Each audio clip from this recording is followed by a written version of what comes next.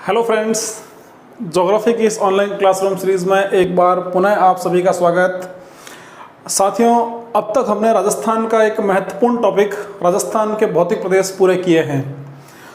पिछली क्लास में मैंने आपसे कहा था कि हम अगले वीडियो के अंतर्गत भौतिक प्रदेश से संबंधित कुछ महत्वपूर्ण सवाल लेकर आ रहे हैं। तो साथियों, आज की जो हमारी क्लास है, इस क्लास में हम पिछले कुछ एग्ज़ाम में जो आरपीएससी और अधीनस्थ चयन बोर्ड द्वारा जो एग्ज़ाम लिए गए हैं, उन एग्ज़ाम में भौतिक प्रदेश से संबंधित किस तरह के सवाल पूछे गए हैं। तो हमने कई सारे एग्ज़ाम्स में जो इस टॉपिक से संबंधित सवाल पूछे गए हैं, हमने आज के उस वीडियो में उन सभी सवालों का समावेश किया है। आप भी मेरे साथ इस वीडियो में अपनी तैयारी का मूल्यांकन कर सकते हैं। कैसे करेंगे? जैसे मैं आपके सामने यहाँ सवाल लिखूंगा, तो सवाल लिखने के बाद आप उस वीडियो को उसी स्थान पर रोककर उसका पहले आंसर पता करने की कोशिश करेंगे।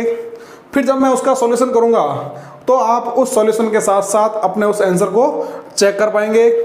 यहाँ हमने कोशिश की है कि अधिक से अधिक जो एग्ज़ाम में अलग अलग तरह के जो सवाल पूछे गए हैं, तो सभी तरह के जो पैटर्न हैं, हमने उन पैटर्न का समावेश इस वीडियो के अंतर्गत किया है। तो निश्चित रूप से यह वीडियो आपके लिए, आपकी जो तैयारी है, जिस एग्ज़ाम की आप तैयारी कर रहे हैं, तो उस एग्ज़ाम की तैयारी में एक जो है मील का पत्थर यह साबित होने वाला है। तो वीडियो को अंत तक आप ज़रूर देखें और सारे जो पैटर्न हैं उसको आप समझने की कोशिश कीजिएगा। तो शुरू करते हैं हम आज का अपना पहला सवाल। चलिए साथियों, पहला सवाल हमारे सामने आ चुका है। आपको क्या करना है कि इस सवाल को पढ़ने के बाद अपने कॉपी में एक पेज पर आपको इनका आंसर लिखना है और फिर मेरे साथ इसका सॉल्यूशन देखना है।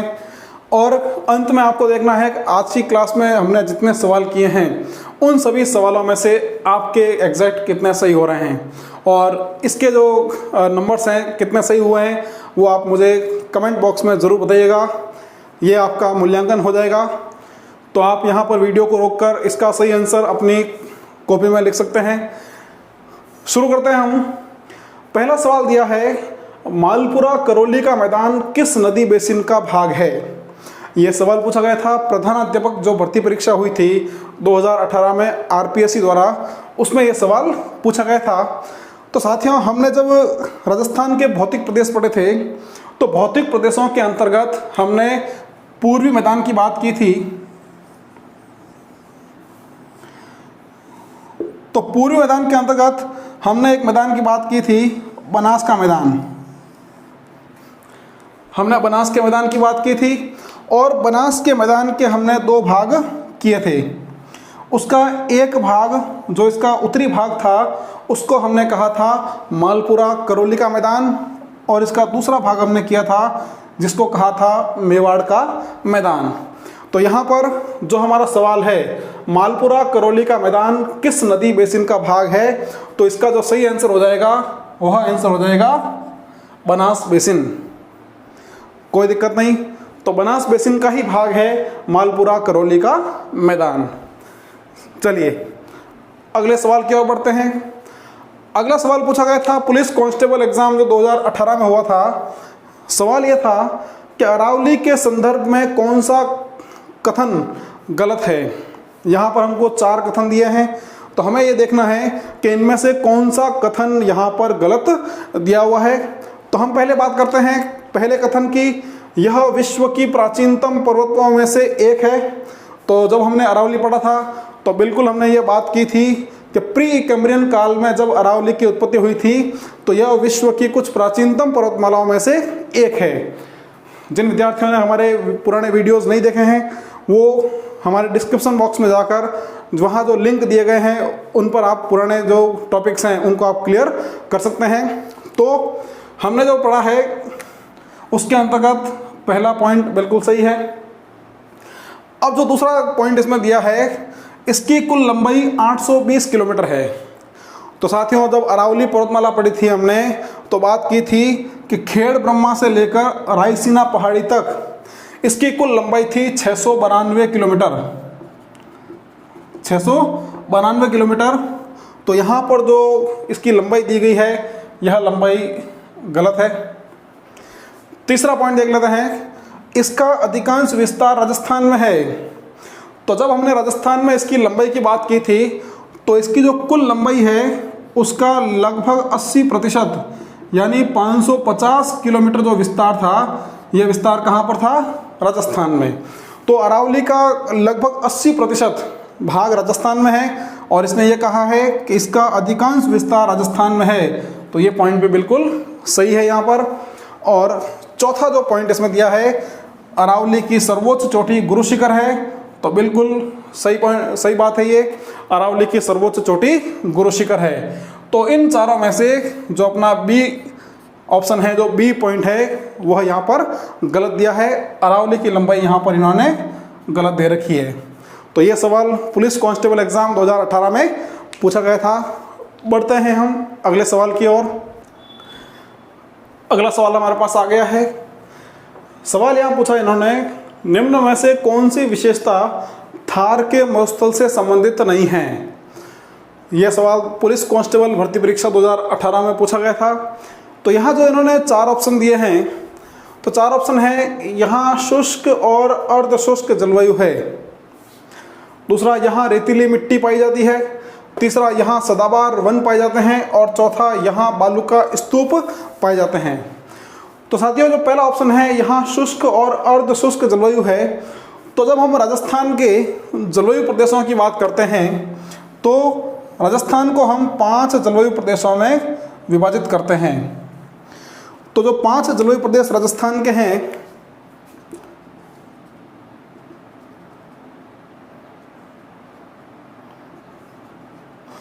तो इन 5 जलवायु प्रदेशों में से पहला जो जलवायु प्रदेश है यह है शुष्क जलवायु प्रदेश। दूसरा जो है ये अर्ध शुष्क जलवायु प्रदेश। तीसरा जो है यह है उप आर्द्र जलवायु प्रदेश। चौथा आर्द्र जलवायु प्रदेश। और पांचवा जो रहता है अति आर्द्र जलवायु प्रदेश। तो अरावली के पश्चिम में जो थार का मरुस्थलीय क्षेत्र है, इस थार के मरुस्थल में शुष्क और अर्ध शुष्क दोनों ही प्रकार की जलवायु पाई जाती है। तो यहाँ जो पहला इन्होंने पॉइंट दिया है वो बिल्कुल सही है, कोई दिक्कत नहीं। दूसरा इन्होंने कहा है यहाँ रेतीली मिट्टी पाई जाती है। तो थार का मरुस्थल जब हमने पढ़ा था तो हमने बात की थी कि थार के मरुस्थल में रेतीली मिट्टी का विस्तार है, जिसे हम मरुस्थलीय मिट्टी या बलुई मिट्टी भी कहते हैं। तो यहाँ इनका दूसरा पॉइंट ये भी बिल्कुल सही है। तीसरा पॉइंट दिया इन्होंने, यहाँ सदाबहार वन पाए जाते हैं। तो साथियों, यहाँ पर सदाबहार वन नहीं है, यहाँ पर पाए जाते हैं मरुस्थलीय वनस्पति, जिसे हम जीरोफाइट भी कहते हैं या मरुद्भिद वनस्पति कहते हैं। तो यहाँ पर सदाबहार वन नहीं पाए जाते, ये पॉइंट गलत है। राजस्थान में सदाबहार वन जो है वो पाए जाते हैं आबू पर्वतीय क्षेत्र में, जहाँ पर 150 सेंटीमीटर वार्षिक वर्षा होती है। राजस्थान की वनस्पति में हम इसकी चर्चा करेंगे। राजस्थान में सबसे कम क्षेत्र पर सदाबहार वनों का ही विस्तार है और उसका एकमात्र क्षेत्र राजस्थान में आबू पर्वतीय क्षेत्र है। तो ये पॉइंट यहाँ पर गलत हो गया। फिर अगला ऑप्शन दिया, यहाँ बालू का स्तूप पाए जाते हैं। तो थार के मरुस्थल की एक प्रमुख विशेषता ही बालू का स्तूप है, यानी यहाँ पर बालू का स्तूपों का विस्तार पाया जाता है। तो इस सवाल का जो सही आंसर हो जाएगा कि इनमें से जो तीसरा पॉइंट है ये थार के मरुस्थल से संबंधित नहीं है। चलिए आगे बढ़ते हैं हम अगले सवाल की ओर। सवाल इन्होंने दिया है कि संरचनात्मक दृष्टि से राजस्थान के भौतिक प्रदेश भारत के कौन से उच्चावच प्रदेश का हिस्सा है? तो जिन साथियों ने हमारा पिछला वीडियो देखा था जिसमें हमने हाड़ौती के पठार के साथ साथ इस बात का भी जिक्र किया था कि राजस्थान के जो भौतिक प्रदेश हैं वो भारत के कौन से भौतिक प्रदेशों का हिस्सा है, तो वहाँ हमने बात की थी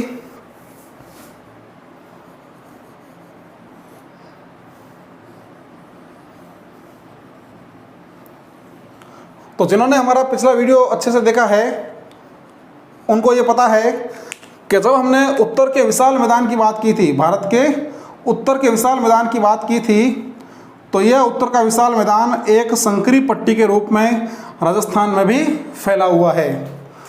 यानी राजस्थान का जो पूर्वी मैदान है, यह पूर्वी मैदान भारत के इस उत्तर के विशाल मैदान का हिस्सा है।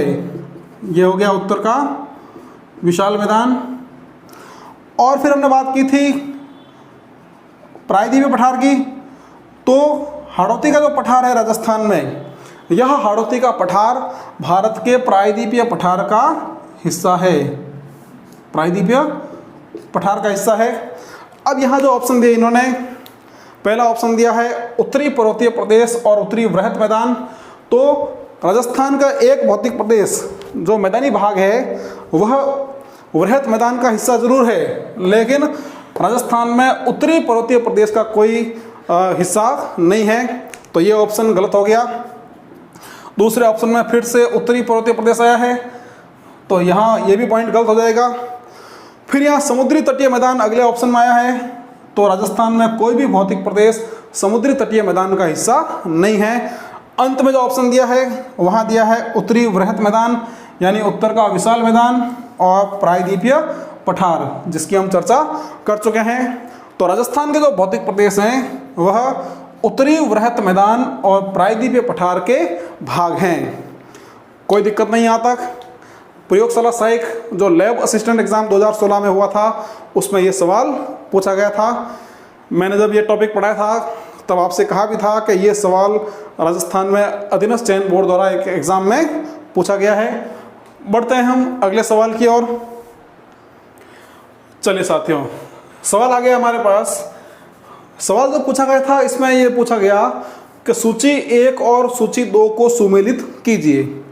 यहाँ हमारे पास दो सूचियाँ हैं, जिसमें एक सूची में कुछ पर्वत चोटियों के नाम दिए हैं और दूसरी सूची है जिसमें कुछ जिलों के नाम दिए हैं।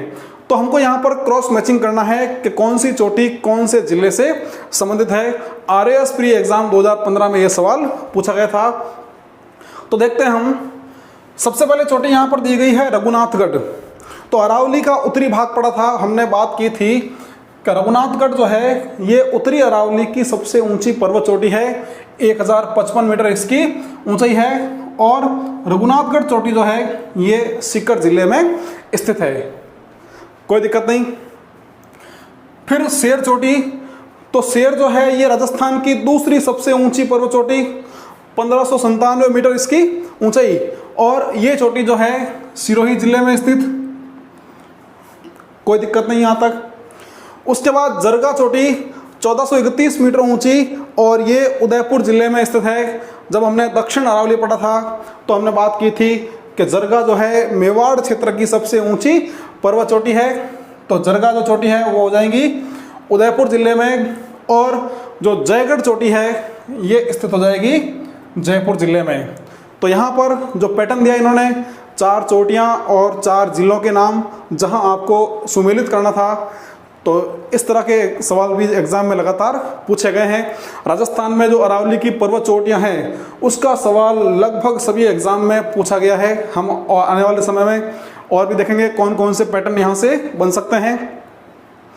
अगला सवाल पूछा गया था इन्होंने कि राजस्थान में कौन सा भूभाग बीहड़ स्थलाकृति के लिए प्रसिद्ध है। तो साथियों, राजस्थान के भौतिक प्रदेश पढ़े थे हमने, और भौतिक प्रदेशों के अंतर्गत जब हमने चंबल का मैदान पढ़ा था, चंबल का मैदान पढ़ा था, तो हमने बात की थी कि चंबल नदी जो है ये सर्वाधिक अपर्दन करने के लिए प्रसिद्ध है। अवनालिका अपर्दन करती है और चंबल नदी के अवनालिका अपर्दन से चंबल नदी के आसपास उबड़ खाबड़ क्षेत्र का निर्माण हुआ है, जिसे हम बीहड़ भूमि या उत्खात स्थलाकृति के नाम से जानते हैं। तो बीहड़ भूमि या उत्खात स्थलाकृति के नाम से जानते हैं। तो यहाँ जो सवाल था बीहड़ स्थलाकृति के लिए कौन सा भूभाग प्रसिद्ध है, तो चंबल बेसिन जो है यह बीहड़ स्थलाकृति के लिए प्रसिद्ध है। तो आप अपने आंसर को इसके साथ मैच करें और कमेंट बॉक्स में आप सबसे अंत में जितने सवाल हो जाएं उसके बाद आप कमेंट बॉक्स में एक साथ टोटल काउंटिंग हमें बताना कि आज के जो सवाल है उन सवालों में इतने सवाल हमारे सही हुए हैं, और पूर्ण ईमानदारी से आप इनको साथ साथ में सॉल्व करते रहें। चलिए बढ़ते हैं हम अगले सवाल की ओर। चलिए साथियों, सवाल आ गया अगला हमारा कि अरावली की निम्न चोटियों को ऊंचाई के अवरोही क्रम में व्यवस्थित कीजिए। ये पटवार मेंस एग्जाम जो हुआ था 2016 में, उसमें ये सवाल पूछा गया था। तो यहाँ पर हमारे सामने अरावली की 4 पर्वत चोटियाँ हैं और इनको हमें अवरोही क्रम में व्यवस्थित करना है। आप यहाँ वीडियो को पॉज करके रोक के इसका सही आंसर अपनी कॉपी में लिख सकते हैं। अब हम पहले ये बात करते हैं, ये जो चोटियाँ हैं इन चोटियों की ऊंचाई की बात करते हैं। तो अचलगढ़ जो चोटी है इसकी ऊंचाई है 1380 मीटर। 1380 मीटर अचलगढ़ कहाँ पर? सिरोही में है। उसके बाद बात करते हैं हम रघुनाथगढ़ की, तो 1055 मीटर इसकी ऊंचाई है, सीकर जिले में है। कुंभलगढ़ की बात करते हैं तो 1224 मीटर इसकी ऊंचाई है, ये राजसमंद जिले में है। और जरगा चोटी जो 1431 मीटर है और ये उदयपुर जिले में स्थित है। अब हमको इसका अवरोही क्रम में व्यवस्थित करना है, यानी हमको अधिक से कम ऊंचाई की ओर इन चोटियों को व्यवस्थित करना है। तो आप ये काम आसानी से कर सकते हैं। सारी चोटियों की ऊंचाई हमारे सामने है। तो इसका जो सही आंसर हो जाएगा उसके अंतर्गत पहली चोटी कौन सी हो जाएगी? जरगा। जरगा के बाद अचलगढ़, अचलगढ़ के बाद कुंभलगढ़ और कुंभलगढ़ के बाद हो जाएगा रघुनाथगढ़। तो ये इन चारों चोटियों का ऊंचाई के अनुसार सही अवरोही क्रम है। यहां आपसे यदि आरोही क्रम पूछे तो आप क्या करेंगे? कम से अधिक की ओर चोटियों को व्यवस्थित करेंगे। तो उसमें रघुनाथगढ़ पहले आ जाएगी, फिर कुंभलगढ़, फिर अचलगढ़ और सबसे अंत में जरगा चोटी आ जाएगी। तो ये इन चोटियों का ऊंचाई के अनुसार सही अवरोही क्रम। अगला सवाल देखें, एक सवाल भौतिक स्वरूप के संबंध में है। राजस्थान के भौतिक स्वरूपों के संबंध में कौन सा कथन गलत है? लाइब्रेरियन एग्जाम 2016 में ये सवाल पूछा गया था, पुस्तकालय अध्यक्ष जो भर्ती परीक्षा हुई थी उसमें। अब यहाँ पर 4 ऑप्शन दिए हैं। पहला ऑप्शन दिया है पश्चिमी बालू का मैदान तैथिस महासागर का अवशेष है। तो जिन्होंने मेरे साथ ये टॉपिक पढ़ा है उनको अच्छे से पता है कि बालू का जो मैदान है या थार का जो मरुस्थल है वो तैथिस महासागर का ही अवशेष है। दक्षिणी पूर्वी पठारी प्रदेश जो है वो गोंडवाना लैंड का विस्तारित भाग है। तो ये भी बिल्कुल सही आंसर है इसका। अरावली एक वलित पर्वत श्रेणी है। तो ये भी बिल्कुल सही आंसर है। अरावली वलित रूप में फैली है या इसमें मोड़ पड़े हैं, ये मोड़दार पर्वतमाला है। चौथा ऑप्शन दिया है उत्तर पूर्वी मैदानी प्रदेश जो है राजस्थान का या पूर्वी मैदानी प्रदेश जो है, क्या ये सिंधु नदी द्वारा निर्मित मैदानों का भाग है? तो राजस्थान में सिंधु नदी के जो मैदान है उसका कोई भाग राजस्थान में नहीं है, क्योंकि ये जो मैदान है ये गंगा यमुना की जो सहायक नदियां हैं उनसे निर्मित मैदान है। तो यहाँ जो चौथा पॉइंट है वो पॉइंट हमारे गलत हो जाएगा, क्योंकि सिंधु का जो मैदान है वो भारत में पंजाब और हरियाणा में फैला हुआ है, राजस्थान में उसका विस्तार बिल्कुल नहीं है। तो इसका जो इन 4 में से जो गलत पॉइंट होगा वो चौथा पॉइंट। कोई दिक्कत नहीं, बढ़ते हैं हम अगले सवाल की ओर।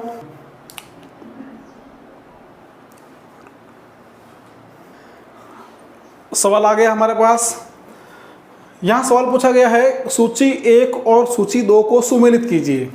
साथियों, एक तरफ हमारे पास 4 पर्वत के नाम हैं, एक तरफ 4 जिलों के नाम हैं। RASP 2018 में यह सवाल पूछा गया था।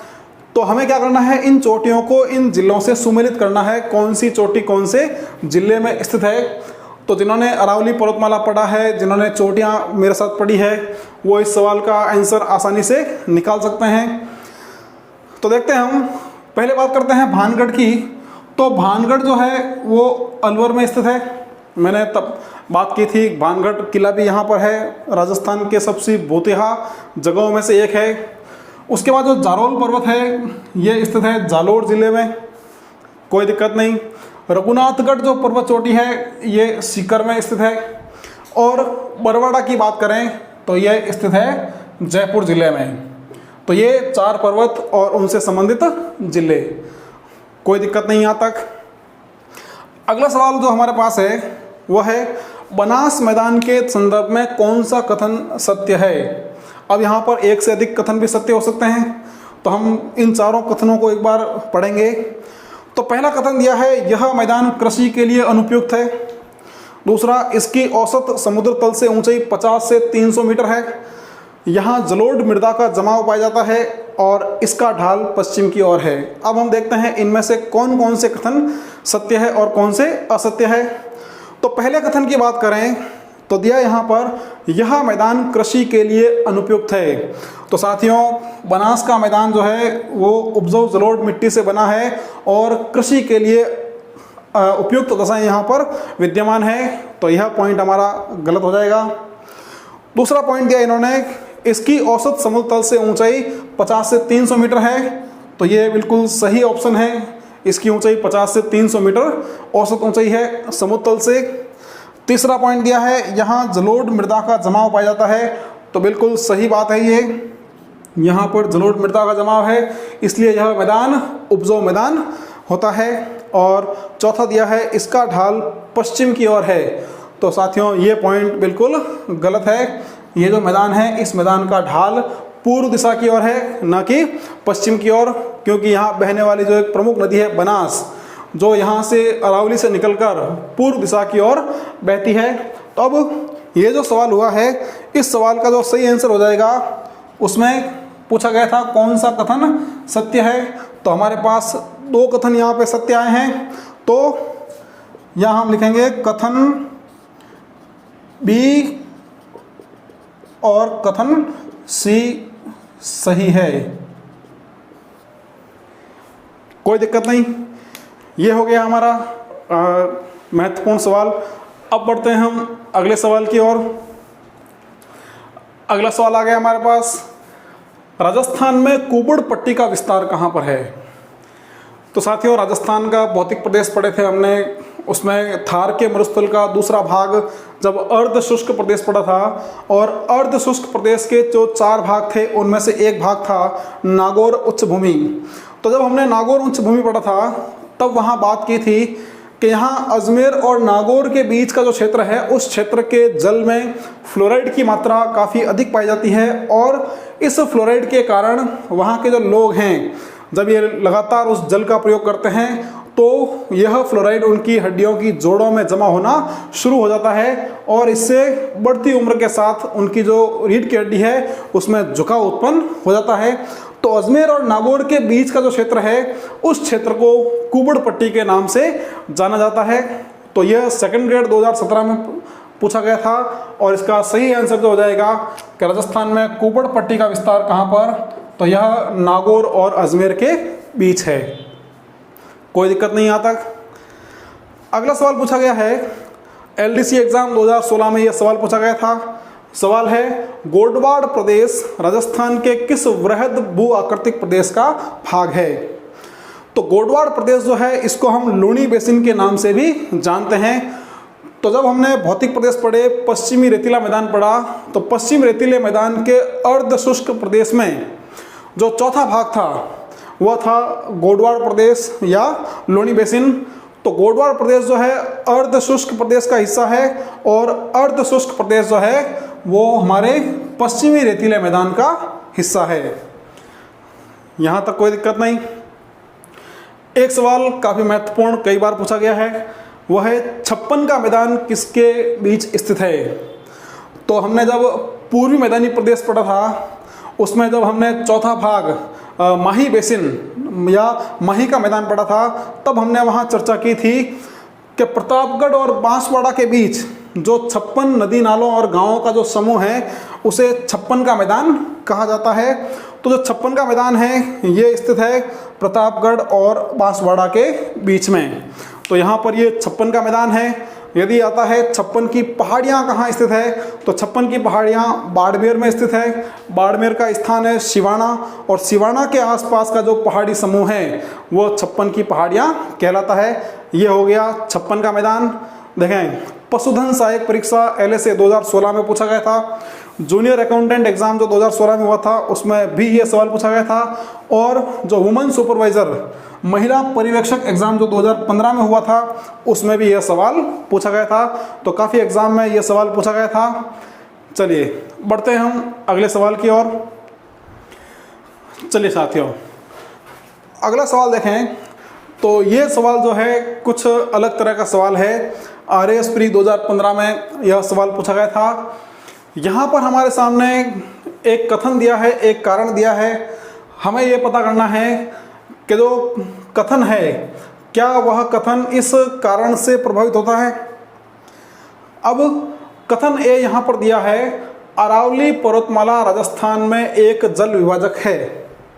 तो अरावली पढ़ा हमने, उसमें बिल्कुल बात की थी कि यह राजस्थान का एक प्रमुख जल विभाजक है। इसका मतलब ये कथन सही है। दूसरा कथन याद दिया इन्होंने, कारण दिया इसका कि अरावली पर्वतमाला मरुस्थलीकरण को सीमित करती है।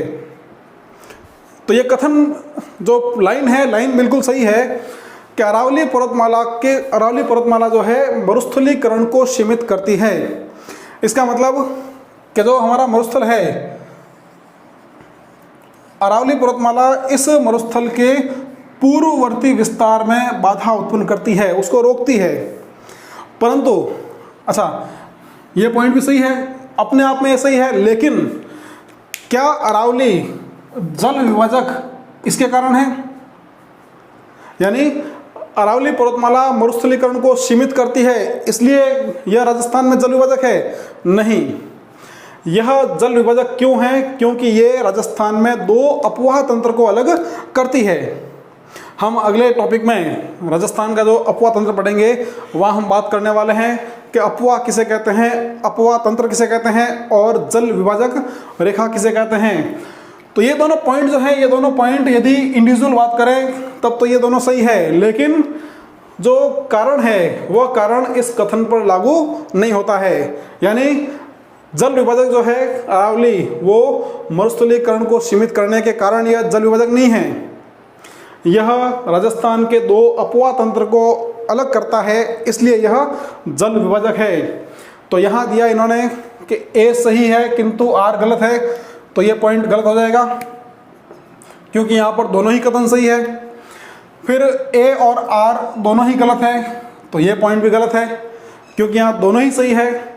फिर दिया है ए और आर दोनों सही है। अब यहाँ तक तो ये सही है, लेकिन आगे देखें, आर ए का सही स्पष्टीकरण है। यानी जो कथन है वो इस कारण के फलस्वरूप बना है, तो ये पॉइंट गलत है। दोनों पॉइंट सही है लेकिन ये इसका सही स्पष्टीकरण नहीं है। अगला पॉइंट, ए और आर दोनों सही है किंतु आर ए का सही स्पष्टीकरण नहीं है, तो ये पॉइंट हमारा सही हो जाएगा कि दोनों जो कथन है वो तो यदि हम अलग अलग बात करेंगे तो दोनों सही है, लेकिन ये पॉइंट इस पॉइंट की व्याख्या नहीं करता है। तो इस तरह के सवाल भी आपसे पूछे जाएंगे। अगला सवाल देखें, महिला पर्यवेक्षक 2015 में यह सवाल पूछा गया था, दक्षिणी पूर्वी पठार के दो भाग कौन से हैं? तो हमने पिछली क्लास में राजस्थान के अंतिम भौतिक प्रदेश हाड़ौती के पठार की बात की थी। तो यह हमारा हाड़ौती का पठार था। इस हाड़ौती के पठार के हमने दो भाग किए थे। तो एक भाग इसका जो चंबल और बनास नदियों के बीच था, इसको हमने कहा था विंध्यन कगार भूमि, और दूसरा जो भाग था इसको हमने कहा था दक्कन लावा क्षेत्र। तो एक भाग इसका विंध्यन कगार भूमि और दूसरा दक्कन लावा क्षेत्र। तो इन चारों ऑप्शन में जहाँ पर हमें ये दोनों भाग मिल रहे हैं तो वो हमें मिल रहे हैं सी ऑप्शन में, दक्कन लावा क्षेत्र और विंध्यन कगार भूमि, जो दक्षिणी पूर्वी पठार के दो भाग है। तो यहाँ तक क्लियर। बात करते हैं हम अगले सवाल की। सवाल आ गया हमारे पास, राजस्थान का सबसे ऊंचा पठार कौन सा है?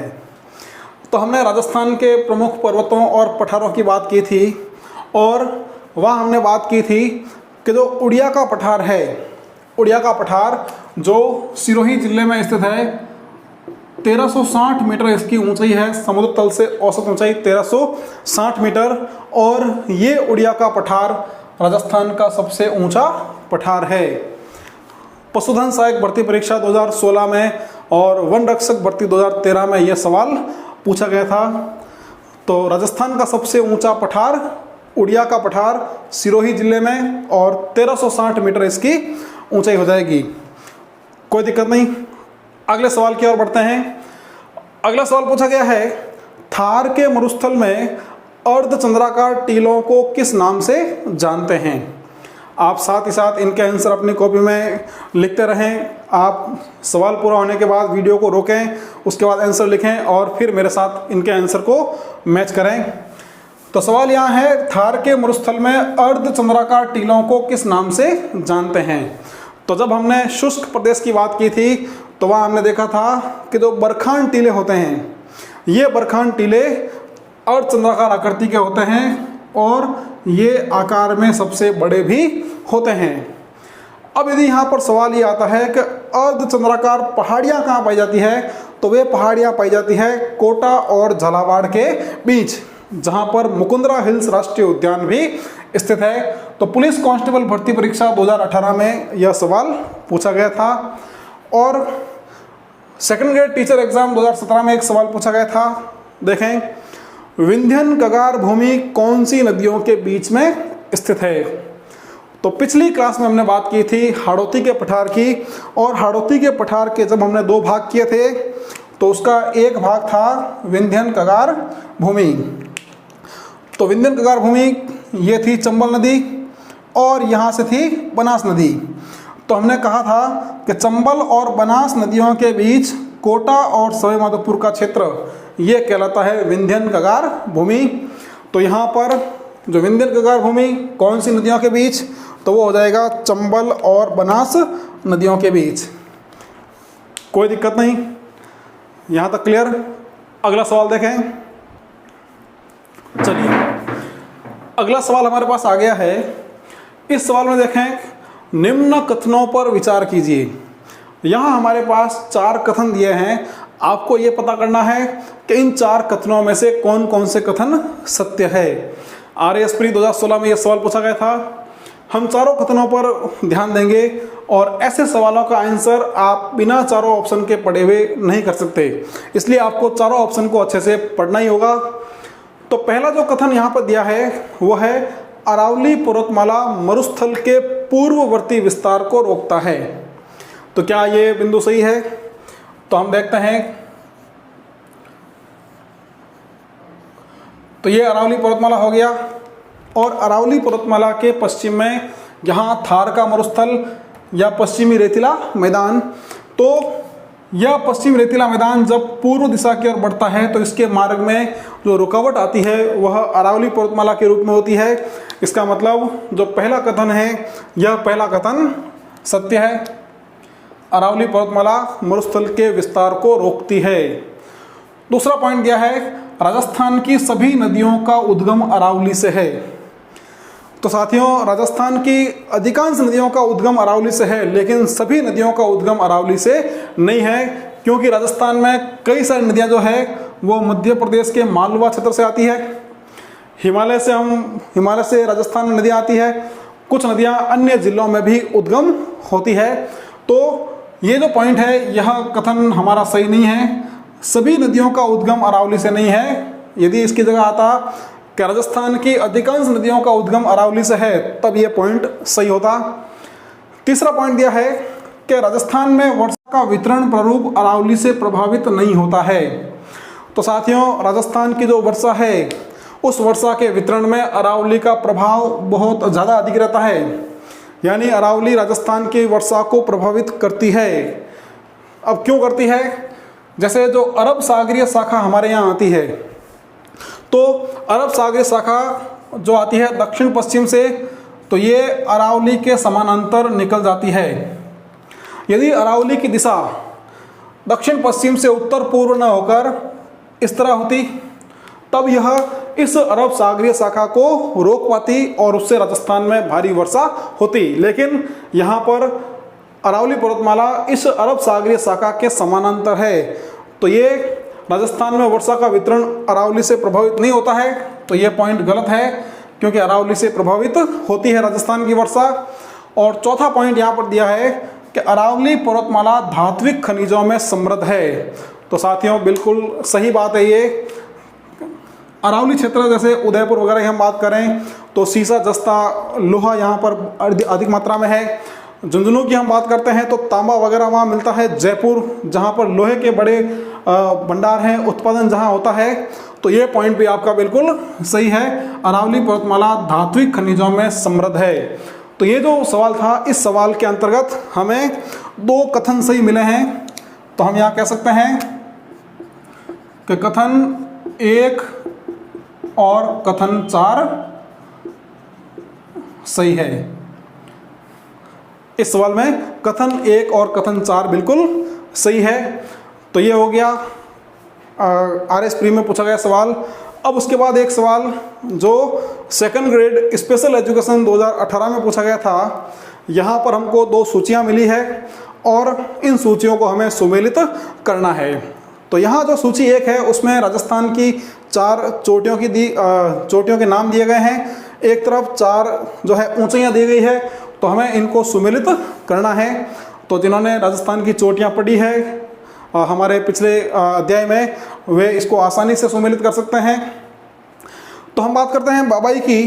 तो बाबाई जो है ये झुंझुनू जिले में स्थित, और बाबाई की जो ऊंचाई है ये ऊंचाई हो जाएगी 780 मीटर।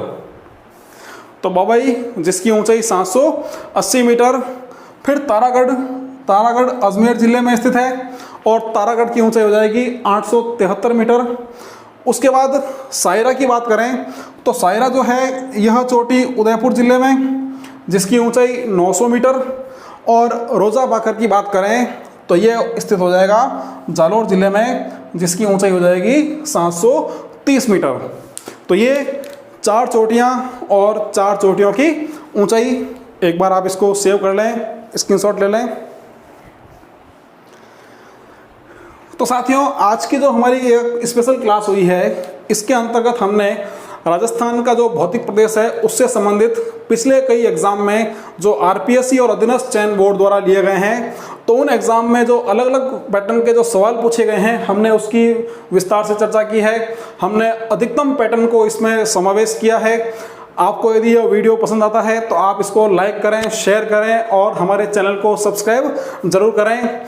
आपने जो इनके आंसर अपनी कॉपी में लिखे हैं, आप उसको वीडियो ख़त्म होने के बाद कमेंट बॉक्स में ज़रूर शेयर करें, ताकि आप अपना मूल्यांकन आसानी से कर सकें। आज का वीडियो इन महत्वपूर्ण सवालों के साथ यहीं पर समाप्त होता है। अगले वीडियो में हम राजस्थान का एक और महत्वपूर्ण टॉपिक, राजस्थान का अपवाद तंत्र शुरू करने जा रहे हैं। तो बहुत जल्द हम उस टॉपिक के साथ फिर मिलने वाले हैं। तब तक के लिए बहुत बहुत धन्यवाद। Thank you.